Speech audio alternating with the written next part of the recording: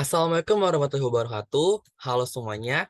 Perkenalkan, nama saya adalah Muhammad Tafi Ramadan dari Fakultas Sains dan Teknologi, jurusan Teknik Pertambangan dengan nomor induk mahasiswa 11230980000043 dengan nomor absen 11 dari kelas B di jurusan Teknik Pertambangan. Hari ini saya akan mereview skripsi dari kakak tingkat yang bernama Muhammad Afifi Sartana dengan judul Rencana Reklamasi dan Revegetasi pada Area Tambang Batu Andesit di PT Gunung Bumi Perkasa di Kecamatan Nyalindung, Sukabumi, Jawa Barat.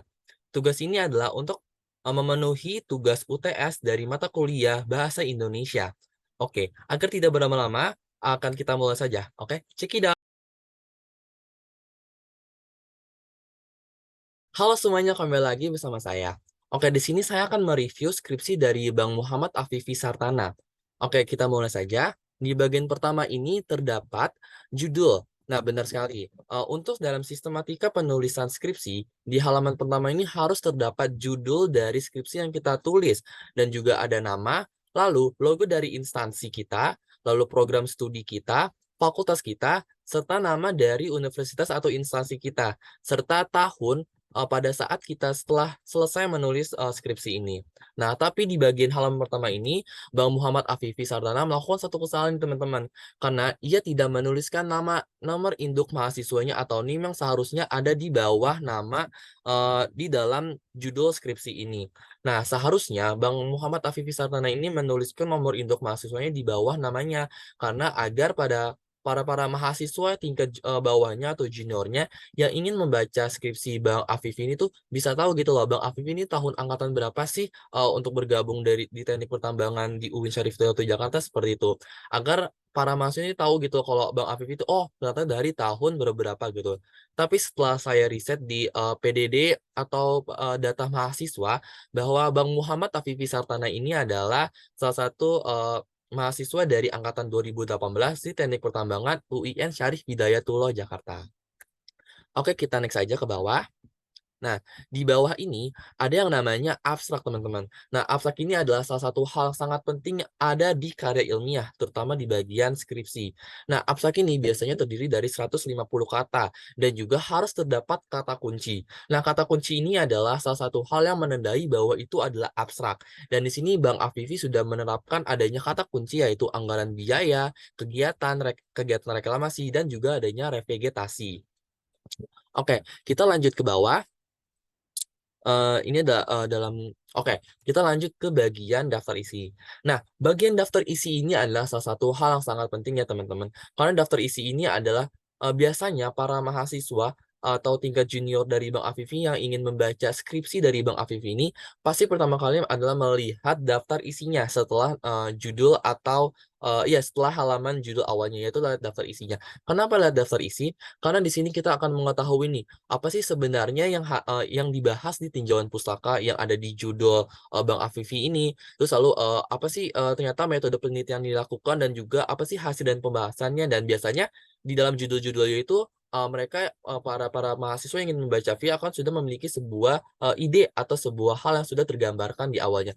Maka dari itu bagian daftar isinya adalah sangat penting.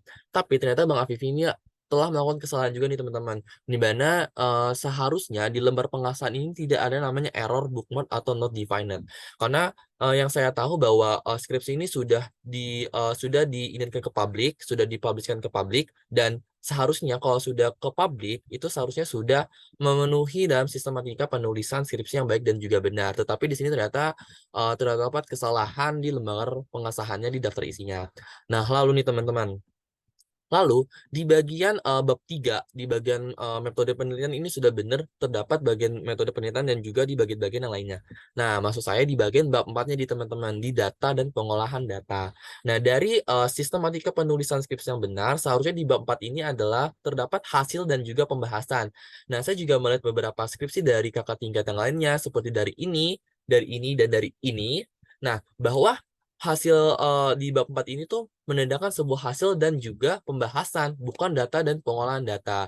Nah, ternyata di sini Bang Afifi juga melakukan kesalahan, karena data ini adalah sebuah hasil dari yang sudah didapatkan setelah melakukan penelitian, dan pengolahan data adalah bagaimana data yang sudah didapatkan akhirnya dikelola yang akhirnya menjadikan sebuah pembahasan yang akan dibahas di bab 4. Nah, seharusnya bab 4 ini tuh berisikan dengan judul, hasil, dan juga pembahasan, bukan data ataupun pengolahan data. Nah, di sini Bang Afifi melakukan kesalahan.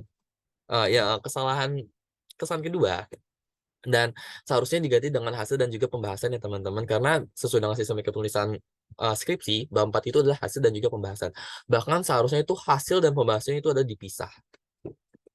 Oke, ada kesimpulan dan lain-lain. Oke, kita lanjut ke bagian bab 1 pendahuluan. Nah, sebelum kita masuk ke bab 1 pendahuluan, kita dapat menyimpulkan nih teman-teman, bahwasanya bagian daftar isi dan bagian halaman judul itu juga sangat penting dilakukan atau sangat penting dicek kembali agar para mahasiswa yang ingin membacanya agar tidak kebingungan teman-teman. Maka dari itu perlu teliti kembali untuk menuliskan skripsi, karena skripsi itu adalah tugas akhir karya ilmiah yang sangat penting. Oke, selanjutnya kita akan bahas bab 1 tentang pendahuluan. Cekidot. Halo semuanya, kembali lagi bersama saya. Oke, di sini kita akan mereview bab 1 di bagian pendahuluan deskripsi Bang Afifi Sartana. Oke, kita lihat di bagian 1.1 latar belakang. Nah, di sini ternyata saya mendapatkan bahwa ada kesalahan dalam penggunaan konjungsi ya teman-teman. Di bagian kalimat pemanfaatan batuan ini sudah banyak digunakan pada sarana jalan raya, sistem irigasi, bangunan, jembatan, maupun perumahan. Nah, tebak kira-kira di mana kesalahannya teman-teman? Nah, kesalahannya adalah di konjungsi maupun. Nah, konjungsi maupun ini adalah salah satu konjungsi intrakalimat korelatif, di mana konjungsi maupun seharusnya memiliki teman yang seharusnya sudah ada di awal sebelum kata maupun itu dituliskan. Jadi, seharusnya yang benar itu adalah pemanfaatan batuan ini sudah banyak digunakan pada sarana jalan raya, sistem irigasi, bangunan, baik jembatan maupun perumahan. Nah, kata maupun itu disambungkan dengan kata baik, teman-teman. Selain kata baik dan juga maupun, terdapat juga beberapa kata konjungsi intrakalimat korelatif yang biasanya juga ada di beberapa skripsi atau di karya ilmiah. Contohnya, kata jangankan itu disambungkan dengan kata pun, kata bahkan disambungkan dengan kata melainkan, dan masih banyak hal gitu teman-teman. Nah, maka dari itu di sini seharusnya penggunaan konjungsi interkalimat korelatif di sini salah ya teman-teman, karena kata maupun ini mempunyai teman yang sebelumnya harus ditulis sebelum kata maupun itu kata baik. Oke. Selanjutnya jika kita scroll ke bawah lagi nih di bagian paragraf ketiga, tepat banget di awal kalimat, kita menemukan kesalahan. Ayo tebak kesannya apa? Yaitu di bagian PT, benar banget. Di bagian PT itu seharusnya tidak diakhiri dengan tanda titik ya teman-teman. Karena PT itu adalah sebuah akronim. Nah, akronim itu dari perseorangan terbatas. PT artinya perseorangan terbatas. Yang dimana sebuah akronim tidak boleh diakhiri dengan tanda titik. Maka dari situ, di sini Bang Afifi melakukan kesalahan di penggunaan penulisan PT Gunung Bumi Perkasa. Tuh, ada juga di bawahnya teman-teman. Nah, di sini seharusnya tidak boleh ada tanda titik. Tapi setelah saya membaca skripsinya, ternyata Bang Afifi juga ada benar juga dalam penulisan PT Gunung Bumi Perkasa. Contoh seperti ini. Nah, seperti itu. Jadi bisa dibilang Bang Afifi ini tidak terlalu konsisten dalam penulisan yang baik dan juga benar dalam penulisan di karya ilmiah atau skripsinya nih teman-teman. Sayang sekali ya. Dan juga jika kita lihat nih ke bawah lagi, ada penggunaan konjungsi yaitu. Nah, penggunaan kata konjungsi yaitu di sini sudah benar ya teman-teman, karena kata-kata seperti kata yaitu, yakni, sedangkan, melainkan, seperti, tetapi itu harus diawali dengan tanda koma. Nah, di sini Bang Afifi sudah benar menggunakan tanda koma sebelum kata yaitu. Tetapi sayang sekali juga ternyata Bang Afifi juga tidak konsisten dalam penulisan tanda baca yang benar. Yaitu karena di bawahnya kita lihat ke bawah lagi di sini kata yaitu tidak didahului dengan tanda koma, teman-teman. Dan juga masih banyak hal lagi seperti ini, seperti ini. Nah, itu memberikan sebuah kesan yang tidak bagus, padahal yang dari sudah benar ya teman-teman menggunakan tanda koma. Oke, kita scroll lagi ke bawah. Nah, oke. Lalu di sini kita menemukan, oh iya, jika kita tadi scroll ke atas teman-teman di bagian abstrak, nah Reklamasi itu sangat penting ya teman-teman. Reklamasi itu sangat penting dilakukan bagi bagian industri, terlebih pada bagian industri pertambangan. Kenapa harus penting banget melakukan reklamasi dan pasca tambang? Melakukan reklamasi dan pasca tambang selain karena sebuah peraturan dari kementerian atau peraturan dari pemerintah, yaitu dari Kepmen ESDM RI nomor 187 K30 MEM 2018 dan juga Permen SDM RI nomor 23 2014 tentang pelaksanaan reklamasi dan pasca tambang pada kegiatan usaha pertambangan mineral dan batu bara yang seharusnya sudah dilakukan oleh semua industri pertambangan. Nah, kenapa harus dilakukan? Karena jika tidak dilakukan sebuah reklamasi dan pasca tambang pada sebuah industri pertambangan, di sini Bang Afif menuliskan bahwa akan mengakibatkan atau menimbulkan sebuah perubahan rona lingkungan itu sendiri, di antara lain kerusakan fisik kimia dan geologis tanah menjadi buruk seperti contohnya lapisan tanah tidak berprofil, kekurangan unsur hara yang penting, serta terganggunya flora dan fauna. Nah, ternyata di sini Bang Afifi melakukan sebuah yang namanya sitasi, benar banget teman-teman, melakukan sitasi. Nah, sitasi ini juga merupakan sebuah hal sangat penting yang harus dilakukan dalam penulisan karya ilmiah ataupun skripsi.